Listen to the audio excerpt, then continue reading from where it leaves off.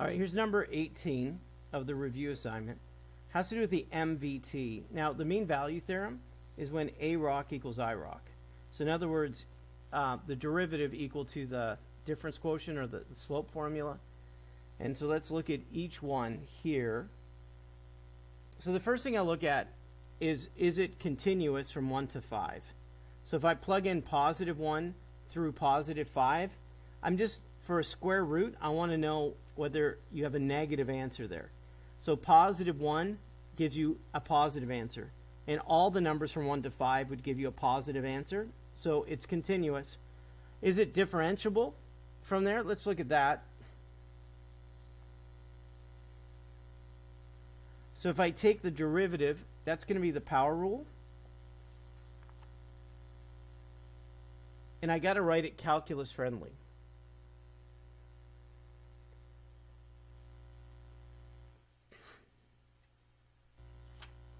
So it's 2x minus 1 to the 1/2. So this is going to be the product rule. So the first times the derivative of the second. And then we have a hook of 2 plus the second times the derivative of the first, which is just 1. I'm going to simplify this. So 2 times 1/2, they cross out. So we're left with x over the square root of 2x minus 1 plus the square root of 2x minus 1. So the denominator can't be 0 or negative. So between positive 1 and positive 5, you're again going to get positive answers. It won't be 0 in the denominator. So the derivative, it is differentiable between 1 and 5, because any number you plug in from 1 through 5 can give you an answer here. It's not undefined in that interval. Next, I need to do the average rate of change. So from 1 to 5, it would be f at 5 subtract f at 1 over 5 subtract 1. That's the average rate of change from 1 to 5. So plug 5 into here.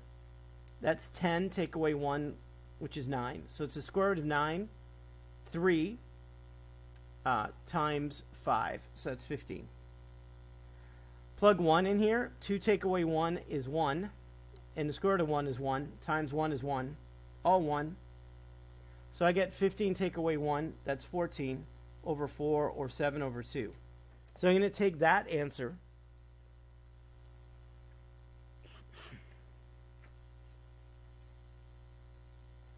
And I'm going to make it equal to the derivative.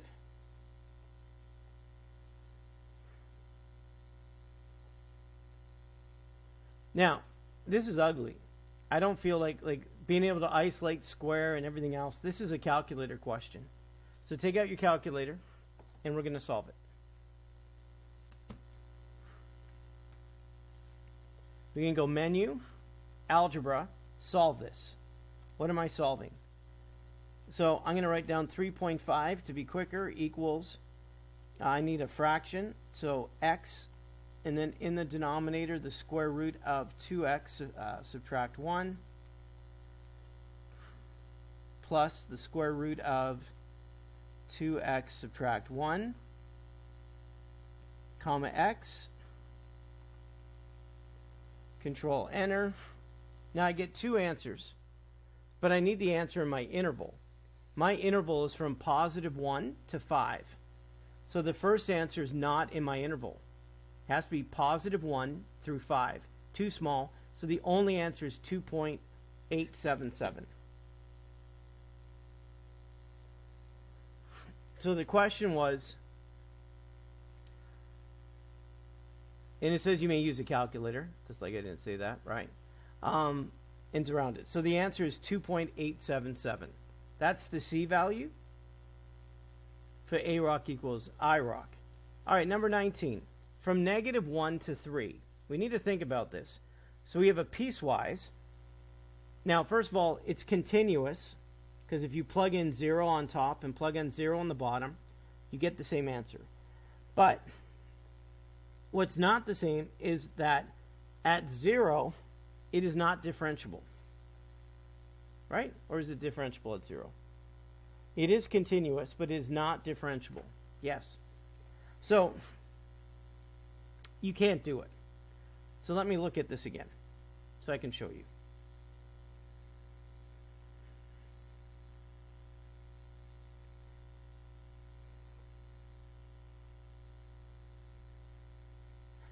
All right.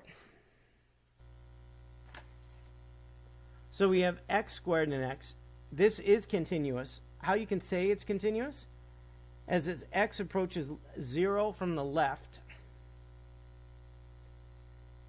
So from the left, plug in 0. It's equal to the right. And equal to when you plug it in. So from the right at 0, the answer is 0. From the left, yes. And which one has the equal sign to? So when I plug in 0, the actual value, this is the definition, the calculus definition of continuity. The limit from the left, the limit from the right, and the actual value, they all equal the same thing. Therefore, it's continuous.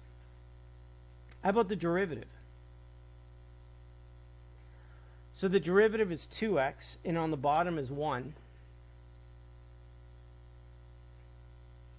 Now do the same thing. The limit as x approaches 0 from the left of the derivative does not equal the limit as x approaches 0 from the right of the derivative.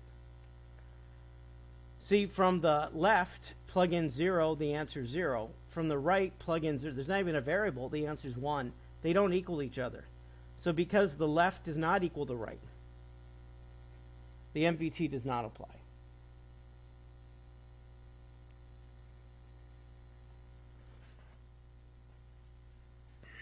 It must be continuous and differentiable. And we showed with the piecewise that is not differentiable because right side does not equal left. All right, number 20.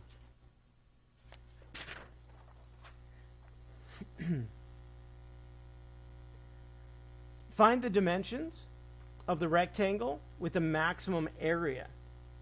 So if I want to maximize this, like an optimization question, how do you find the area of that rectangle? So I need a formula. So if you look, the area of this rectangle is the x coordinate times the y coordinate.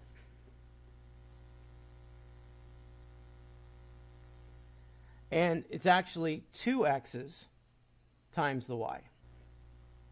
Sure I got that right?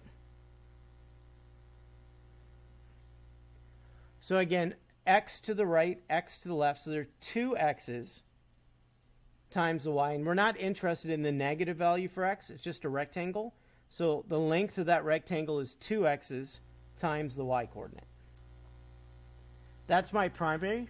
My secondary is y equals the negative x squared plus 12. So what's given is my secondary. I'm going to plug the secondary in to have one variable. So my primary is the area of what I'm looking for. Here's my secondary. I have too many variables. Plug this in for y. I'm going to do some algebra.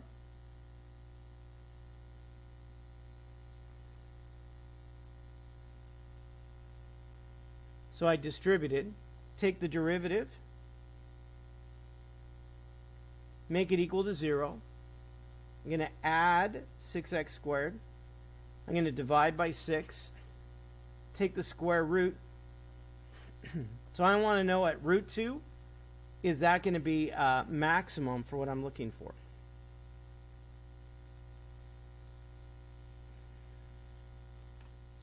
And in this situation, if you make it equal to 0 and take the square root,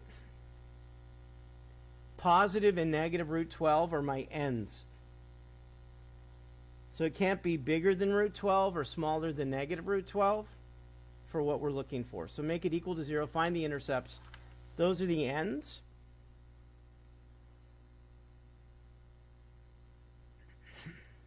Did I do something wrong? I did do something wrong. 2 times 12 is 24.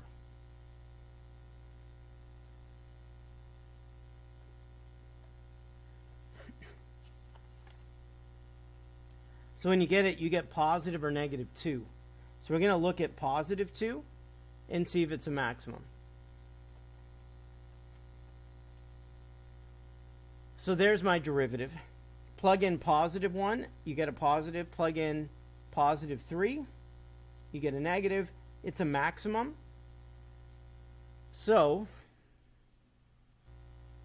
find the dimensions of the rectangle. So x is 2. So if you double it, 2 on one, 2 on the other, it's 4. To find the y-coordinate, plug in 2.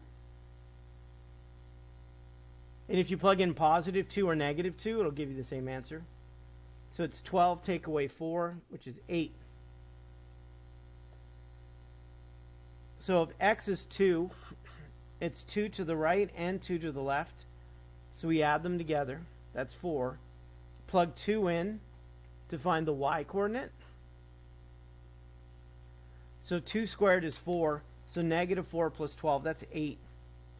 So what is the dimensions of that rectangle with a maximum area? And the answer is 4 by 8. Number 21. A point moves along the cube root of x so that the y-coordinate is increasing at a rate of 2 units per second. So dy by dt is 2, positive 2. At what rate is the x-coordinate changing? I want to know dx by dt when x is 8. All right. If x is 8, the cube root of 8 is 2. Write this calculus friendly and take the derivative with respect to time. So it's power rule, and then it needs the hook dx by dt. The derivative of y is 1, but needs the hook dy by dt. dy by dt is 2. X is 8. We don't even need the y-coordinate. And then I'm solving for dx by dt. Just break this down. So a negative exponent means you do the reciprocal. Now let's do the work first of all. So the cube root of 8 is 2, and 2 squared is 4. The cube root of 8 is 2, and 2 squared is 4. The negative exponent means you do the reciprocal.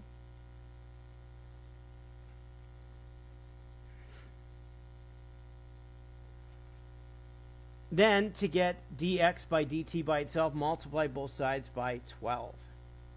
And you get 24. So, at what rate is x increasing? And the answer to the rate is 24.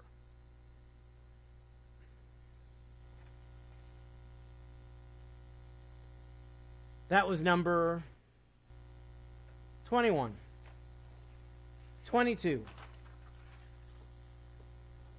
22 says find the absolute extremes. When I see that, I mean we're going to do a table of values. Absolute. The ends are 0 and 2.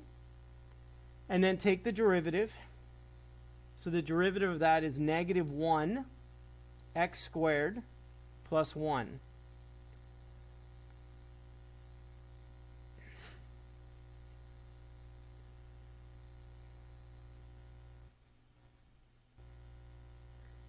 So 3 times negative a third is negative 1. Subtract 1 to the exponent. The derivative of x is 1. Now make that equal to 0 and solve it to find your critical numbers. So I'm going to add x squared. And then I'm going to take the square root. And the answer could be positive or negative 1. But my interval goes from 0 to 2. So it can't be negative 1. So the only one there that I would include is positive 1. And then I would calculate it. So first put in 0. And you get the answer 0. Plug in 2.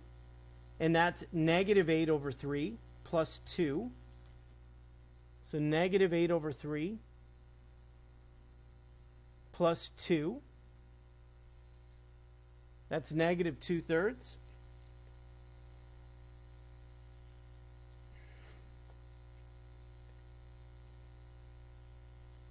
Again, you can get common denominators, and you can see it's negative 8 plus 6. So it's negative 2/3. Plug in 1, and you get negative a third plus 1, which is positive 2/3.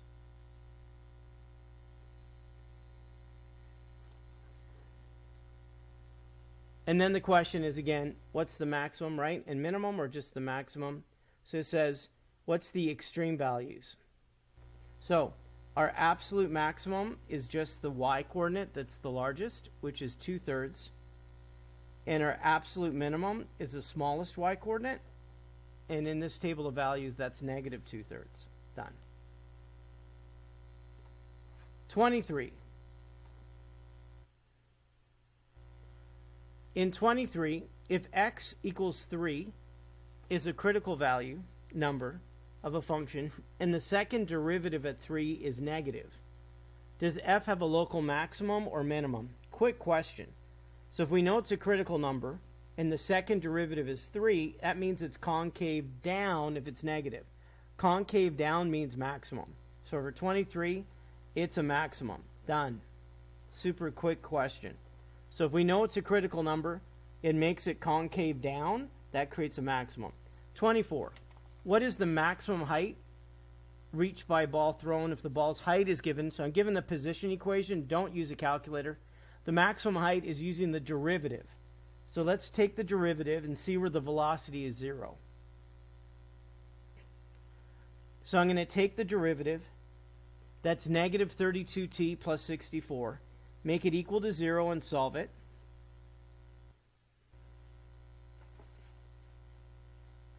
So I'm going to add 32t, divide, and I get 2. Then to actually find the maximum height, I got to take that answer and go back into the position equation. So plug 2 back in and then solve it. So if you plug 2 back in, you get the answer 70 feet. And 70 feet is the maximum. So you plug 2 back into the equation you're given, evaluate it, and you get 70 feet. Number 25.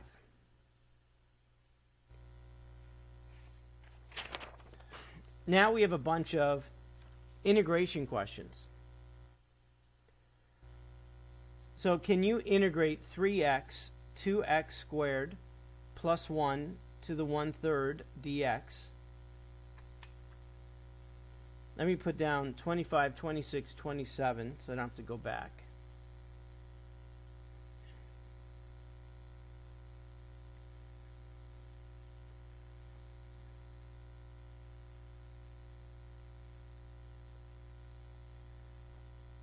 And then I'll tell you the techniques I use to integrate each one.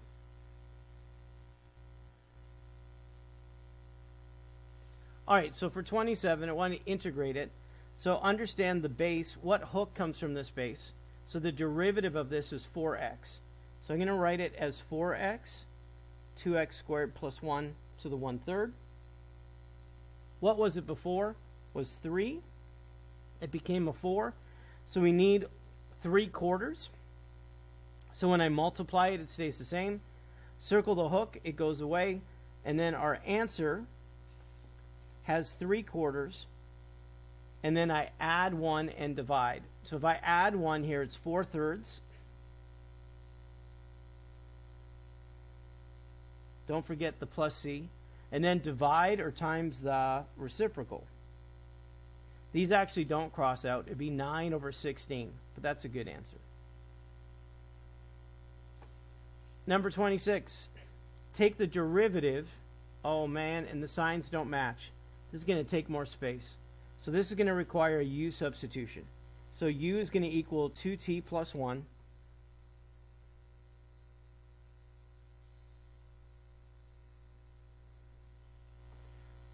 Notice when I take the derivative, the sign, they're unlike terms. That's what makes it, I have to do it a different way.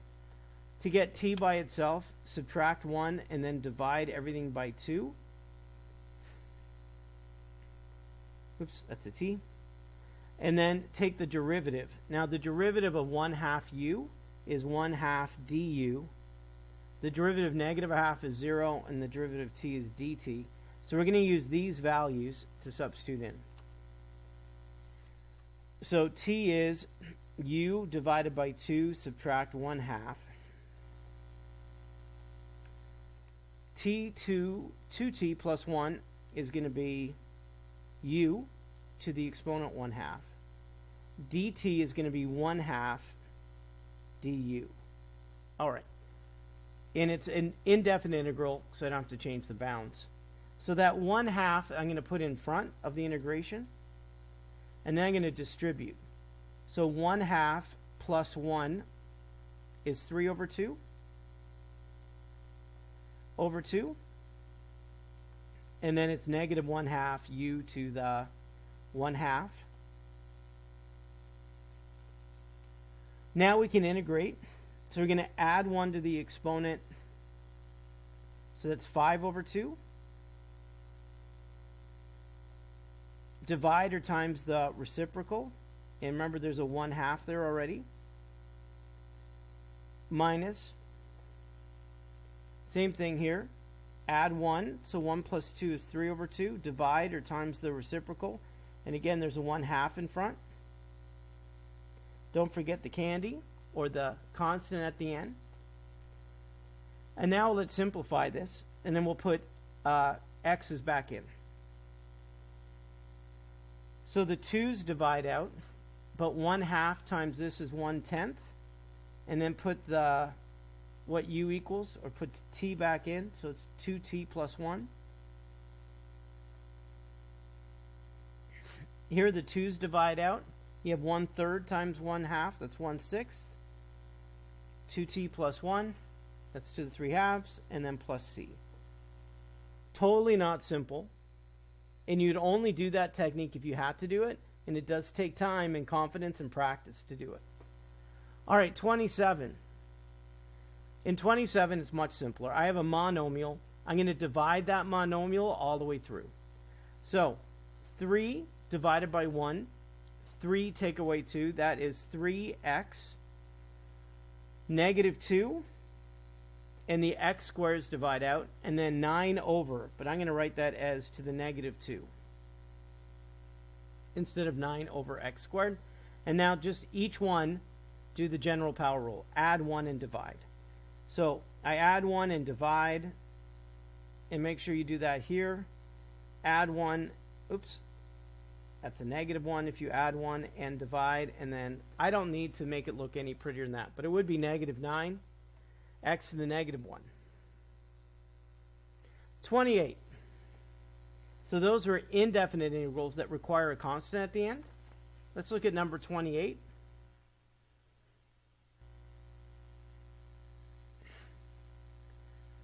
So I'm integrating from negative 1 to 4, the fourth root of 3x plus 4 dx. So the first thing I look at is the hook. So underneath, and make it look calculus friendly. So for this one, I'm going to rewrite it. The derivative of 3x plus 4 is 3. So it needs a 3. And I'm going to write this to the 1/4. Now, I need, what was it before in front? Was a 1. So it becomes 1/3 in front of the fraction. Now the hook can go away, and you have 1/3 as part of the answer. And then add 1 to the exponent. So 1 plus 4 is 5 over 4. Divide or times the reciprocal. And then you have to do a substitution. You don't have to simplify it at the end, though. So this is 4 over 15. Plug in 4. Subtract 4 over 15. Plug in negative 1. And that's it.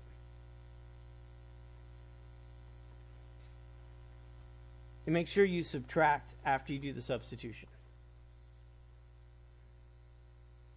Number 29. Almost there. In 29, we're evaluating absolute value, so we have to graph it. That's the only way to do that. So to graph x subtract 1, you need to find the vertex. So what's the 0 of what's inside the absolute value bars is positive 1. Positive 1 makes it 0. That's the vertex. And then plug in positive 5. and you get the answer 4. Plug in -1 and you get the answer 2. And then we're going to integrate this by finding the area underneath.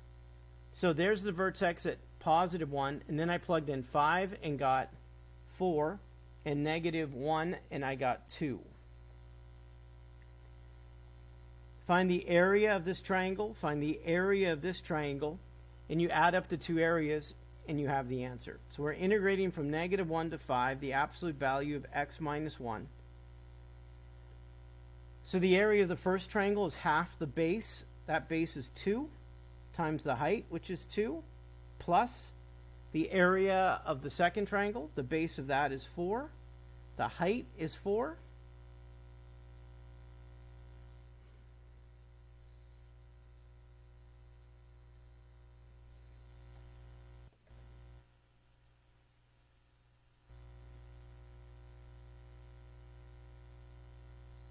And that's it. Now, if you really had to answer it further than that, if it was multiple choice, which it could be, half of 4 is 2, half of 16 is 8, and then altogether, the integration, that is 10. I don't know why I wrote down 29. I think that's what confused me. That was definitely 30. Did I do 29? I skipped 29. Go figure. That was 30. Let's go back to 29. So at 29, again, I look and I go, hey, if I take the derivative of this base, it's 2x, it's not going to match. Why don't I just multiply it out to make it easier? So I'm just going to FOIL it out and integrate that way because it's much easier than using any other technique. So can you FOIL it out because it's simple to FOIL out? It is x to the 4th. Multiply the two terms together and double it. So it's -10x squared. And then square -5, which is 25.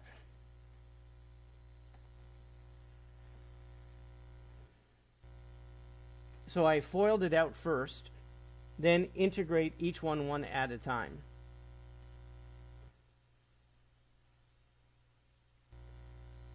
So for the first one, add 1 and divide. Add 1 to the exponent and divide. No variable, just x, and that goes from 0 to 1. Plug in 1 first. And then when you plug in 0, subtract 0, doesn't do anything, so that's your answer right there. 29. I already did 30. All right, 31, we're almost there and almost done. In 31, the derivative of x is sine x cubed. F at 1.2 equals 6.25. Find f at 3.6. This is a calculator question, but I need to know how to set it up first. So this is the setup of it. It gives you a starting value. So the starting value is 6.25. And then we want to integrate from 1.2 to what I'm looking for, which is 3.6, and I'm going to integrate the derivative, which is sine x cubed. Make sure your calculator's in radians, and away we go. So I'm going to type it in now.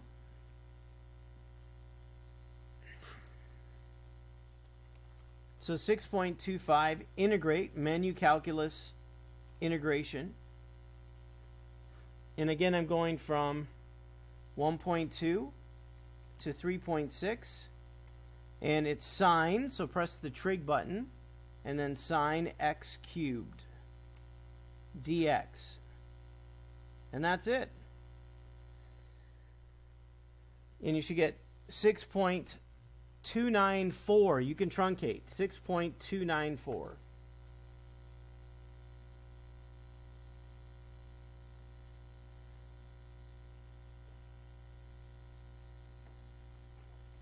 That's called a starting value problem. It happens a lot in calculus. They give you a starting value. They give you the derivative. You integrate the derivative to see the increase or decrease from this number.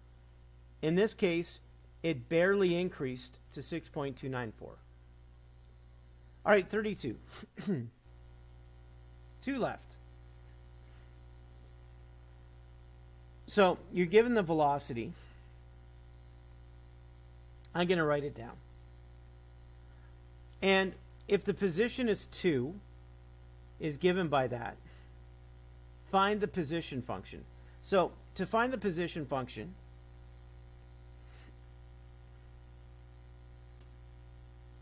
I need to integrate.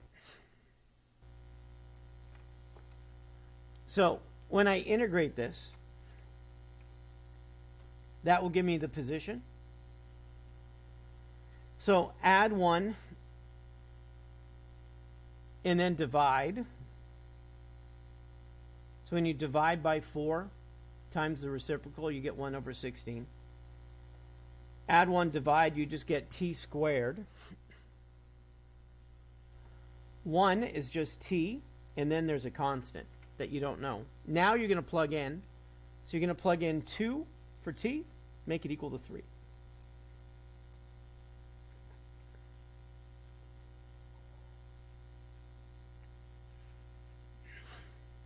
So, solve for c. 2 to the 4th is 16 divided by 16. 2 squared is 4. Put this all together.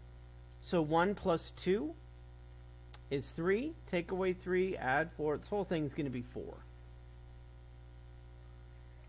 So now put it together, and the position function is 1 over 16 t to the 4th.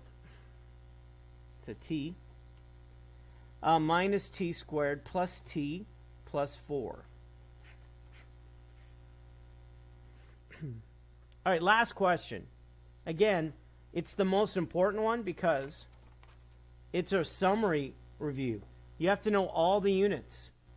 So I'm proud of you. You got to the end of it. Hey, find the total distance by the object on that interval. You know what? I'm going to integrate and use my calculator. Total distance means you integrate with the absolute value of the velocity. And we're going to integrate from 0 to 4 and let my calculator do the work. So total distance is the integration of the velocity, and it's the absolute value of that. So in my calculator, the absolute value of 1/4 t cubed, subtract 2t plus 1, and let my calculator work. So there's the velocity. The absolute value of velocity gives you total distance. Okay? So plug it in and let the calculator work. Press menu, calculus, integrate. We're integrating from 0 to 4. Press the absolute value button. The absolute value is to the right of 9. So look where 9 is. And then right to the right of 9, press that button. Find where the bars are. We have 1/4 t cubed, subtract 2t plus 1, and the variable is dt. Control enter, and I get 0.52. Did I type it in right? No, I didn't type it in right. So as I was typing, all of this ended up in the exponent. Bad. I got to move the cursor. There we go. Now type in subtract 2t plus 1. That's the answer. So the total distance the object went from 0 to 4 is 7.128.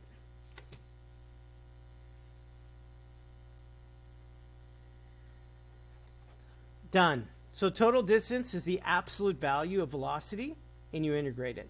Let the calculator do the work, and it's done. All right. You did the review lesson. I'm super proud of you. Mr. G Math over and out until next time.